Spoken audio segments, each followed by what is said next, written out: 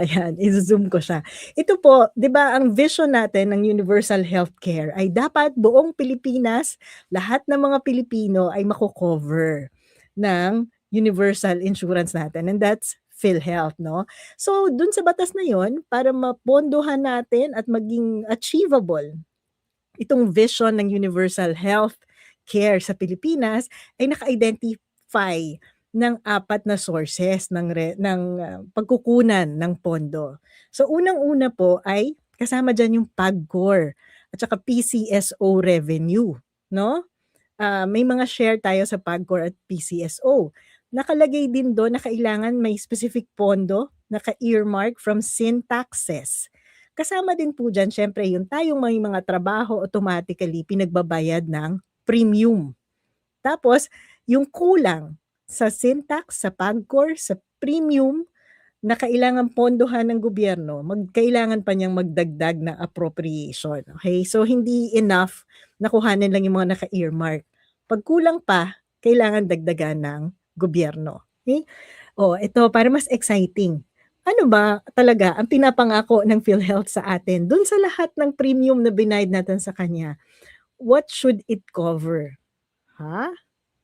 Kailangan covered ang professional services, mga diagnostics and labs, prescription drugs, dental services, emergency care, and preventive services. Meaning, hindi natin kailangan magkasakit bago mapakinabangan ng PhilHealth. In fact, mas dapat pinapalawak tong preventive services kasi ibig sabihin yan, may regular check-up tayo at nababawasan yung healthcare cost kasi hindi na natin kailangan magpa-ospital kung napapakinabangan at nabibigay yung serbisyo ng preventive services.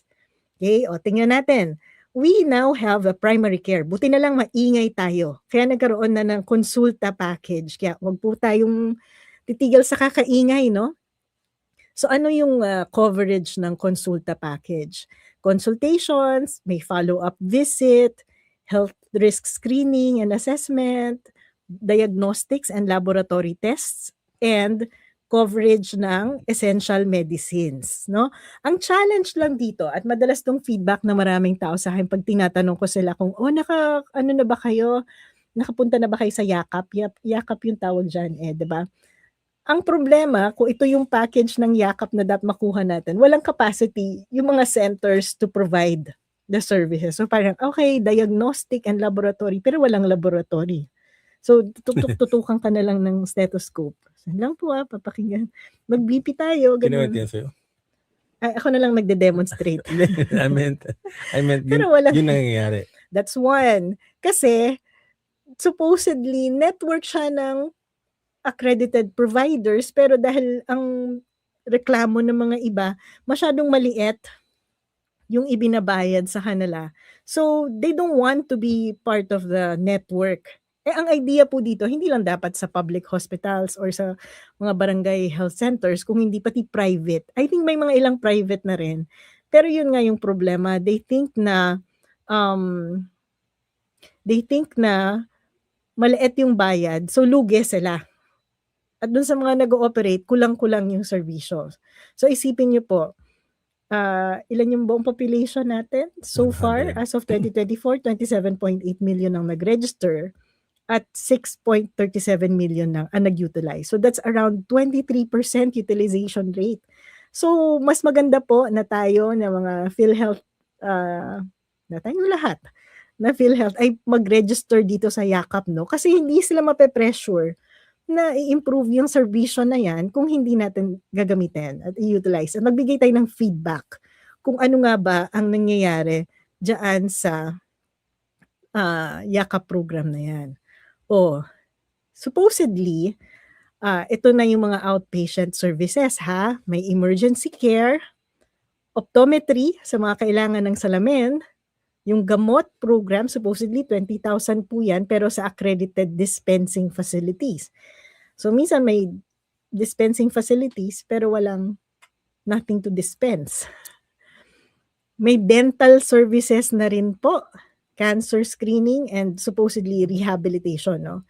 Dun sa mga kailangan ng rehabilitation services. Dinidiscuss po natin ito para alam nyo kung ano yung hahanapin nyo at gamitin natin kasi binayaran natin yung PhilHealth natin at dun sa mga hindi nagbayad ng premium kung kayo po ay nagka-qualify bilang indirect contributor, dapat po nakukuha niyo din yung serbisyo na 'to. Meron pa tayo ito yung original, inpatient and catastrophic coverage. So, nag-adjust naman sila ng rates for 9,000 cases. Meron na ding Z benefits for cancer, dialysis, transplants and major surgery. So, medyo na rin yan, significant improvement. And ngayon, tinatrabaho nila yung digital claims or e-claims to reduce yung processing time and fraud. May fraud pa rin dito, kaya madalas sinasabi may corruption sa PhilHealth, hindi po ba? Kaya inaayos na rin yan. So, ano yung gap between law and reality? Siyempre, katulad ng binanggit ko kanina, incomplete coverage, kulang yung mga diagnostics and medicines, kahit na-define na yan sa list. Hindi covered ang lahat ng conditions, even if nakalagay doon, dapat kasama. Fragmented yung network, katulad ng sinabi natin, kulang yung mga accredited clinics. Minsan, we just rely on what's available sa barangay. Dahil dyan, magkakaroon ng low utilization. Sa batas po, included na rin sa law ang mental health and palliative care. Pero hindi pa rin po yan fully developed. So, anong nangyari? May pangako din na dapat ay no co-payment, zero balance billing. Pero nagpo-persist pa rin yung may balance billing, lalo na sa private hospitals, kapag sa private hospitals ka pumunta. And so hindi pa rin yan naaayos.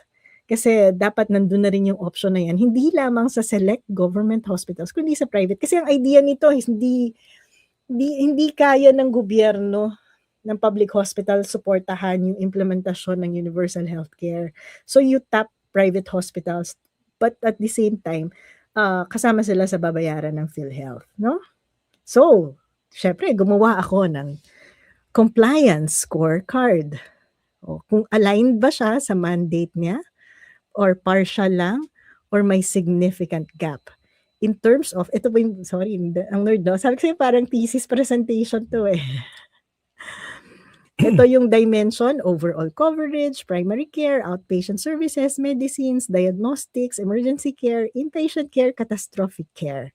Ito yung second column natin. Ano ba yung nakalagay tungkol dito sa mga dimension na to sa universal healthcare? At ito ay, ano ba yung status ng PhilHealth? Tapos nagyan natin ng score. Okay? So, skip ko na to kasi may option ako ng, sorry, nawala. May color coding ako dito sa score, pero hindi nag-a-appear dito sa, sa online. I don't know why. 3 color yan eh. Green, kapag aligned. Yellow, pag partial. 0, pagka may gap. So, I'll upload this para you can see. Hindi lumitaw yung score. But overall, kita nyo, dun sa lahat na yon ng compliance, kapag perfect, lahat nabibigay ng PhilHealth, 100% yung score mo. Kapag walang nagbibigay yung PhilHealth, 0 yung score mo. So 35% of what they should be providing, yun lang yung serbisyong nabibigay ng PhilHealth based on my assessment. So ako po nag-assess nito. Tapos yun yung methodology na ginawa ko. So tama yan. Hindi. Pwede naman kayo mag-isip ng ibang methodology kung may maiisip kayo. But that's how I made it. 35. Diba? That's not good. Just to summarize kung ano yung mga datos na pinakita ko sa inyo, no? Mula dun sa umpisa hanggang sa funding. So utilization, underutilized po based dun sa mga datos na pinakita natin. So please register sa Yakap. Let's utilize this para magkaroon ng dagdag pressure to improve the service. Kasi pag di natin siya gagamitin, sayang yung binayaran natin na premium. Pangalawa, nakita natin may administrative inefficiency dahil sa taas ng mga denial at pagbabalik ng mga claims ng mga hospital natin. Nag-e-expand ang mga benepisyo supposedly at lumalaki din ng gastos pero hindi ma-achieve ang full efficiency. Bakit? Kasi may cash flow constraints tayo. Halimbawa, itong PAGCOR at PCSO na nandyan na yung pondo, hindi nare-release kasi minsan may saro na ang PhilHealth pero hindi binibigay yung NCA, yung Certificate of Allocation ng DBM. Ha? At yan, ang problema ko dito kasi napakalinaw sa batas nung mga, 'di ba? It's the government who's violating the law. Yes. Hindi ba nakakairita yun? Plus, we don't have a choice kasi binabayaran, withheld yung ating counterpart. So parang may kontrata tayo, tayong mga manggagawa, ginagawa yung counterpart natin. Yung gobyerno, hindi nila ginagawa yung counterpart nila, di pa nila sinusunod yung batas. Kasi they're supposedly, on top of the earmarked funds, dapat nagbibigay pa sila ng counterpart. And they're not doing it. So I think this should be the next case na i-file natin sa Sure. Supreme Court, 'di ba? Because may batas tayo hindi ba dapat sinusunod nila kung magkano yung pondo na dapat nilalaan nila according to, ba't kayo gumawa ng batas na hindi niyo pala kayang sundin? Tapos ginagago niyo kami kasi kami, bigay kami ng bigay ng counterpart namin as if may choice kami na hindi sumunod, binabawas niyo na agad sa sweldo namin. And yet kayo yung gobyerno, hindi niyo ginagawa yung counterpart niyo. Okay, so ito, may financing gap tayo. 'Di ba? May funded problem. It's not just a fiscal problem, it's a human rights issue dahil kailangan nga natin at nang-aayon dito para ma-achieve natin yung universal health Mayroon tayong karapatan sa care kalusugan. program. It's in the Yes. Constitution po. At saka nasa SDG din yan. SDG, Diba? Social Development Goals. Yes. So anong kailangan natin? Well, meron tayong napaka-comprehensive na batas. So hindi natin kailangan ng bagong batas para sa universal healthcare. Ang kailangan natin ay effective execution. Okay? At kailangan ma-implement yan ng maayos dahil kung hindi, anong mangyayari? Compounds inequity. Explain that, Prof. Dan. And erode public trust. Ipapakita po. Lalong pinapahirapan yung mahirap. Di ba? Nagkakaroon ng matinding inequity at inequality. Dahil yung mga kaya magbayad, may access sa healthcare. Yung mga hindi kaya magbayad, mamatay kayo. Di ba ganun essentially yung sinasabi ng gobyerno? And isa po tayo sa pinakamataas ang inequality sa region. No? Sa Southeast Asia at East Asia. At yan ay dahil sa mga ganitong programa na palpak. Diba? Yeah. So, ano yung immediately kailangan magawa? We have to make sure we get the money, restore the subsidy, release the cash. And we have to fix the system so we can serve the people.